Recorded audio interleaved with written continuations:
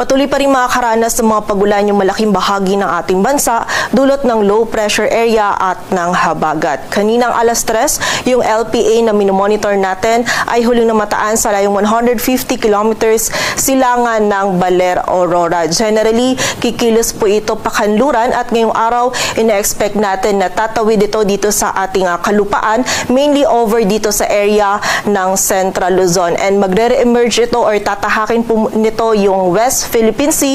Posible po yan mamayang gabi or bukas ng madaling araw. And tumataas na din po yung chance nito na ma-develop at maging isang ganap na bagyo within 24 hours. So most likely, na-expect po natin kapag itong LPA na ito ay nandito na sa area ng West Philippine Sea, ay mabilis po yung magiging development nito into a tropical depression. Ngunit hindi rin po natin nire-roll out yung possibility na bago man po nito tahakin etong kalupaan ay ma-develop na po ito as a bagyo. So possible po earliest development natin as a tropical depression is ngayong araw. And ina-expect po natin kapag ito ay naging isang ganap na bagyo na ngayong araw, ay magtataas po tayo agad ng wind signals dito sa ilang area ng northern at central Luzon. So patuloy lamang po mag-antabay sa updates na ipapalabas ng Pag-asa. And bukod po dito, kahit man as a bagyo or as a low pressure area, expect po natin for today na significant po yung rainfall